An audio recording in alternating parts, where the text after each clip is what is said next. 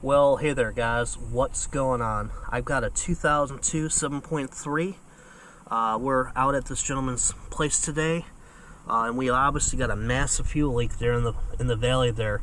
How much fuel is this thing pouring out when you go down the road? I pour more fuel than I burn. It's pretty sad.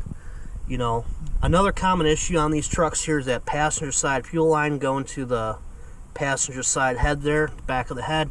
Obviously that's not where this thing is leaking from, so we'll show you where this thing is leaking from here in a sec.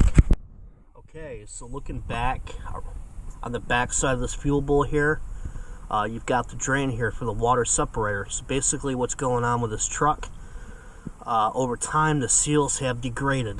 When I say degraded, here's the old water separator right there. There is nothing left of the seal or seals on this water separator. Completely flat, and it's just pouring fuel out there. So what we decided to do is we decided to go ahead and get a new housing for it.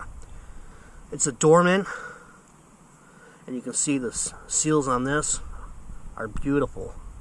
I'm not saying Dorman are the best quality products, but for this application here, this will work perfectly fine to get this gentleman on the road for Christmas this year. You agree? Yes, sir. He needs to go back to Tennessee, so basically on this you've got 4 T15 Torx head bolts.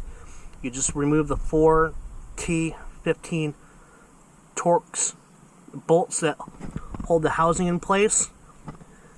This pops out and you pop the new one back in, and it is done.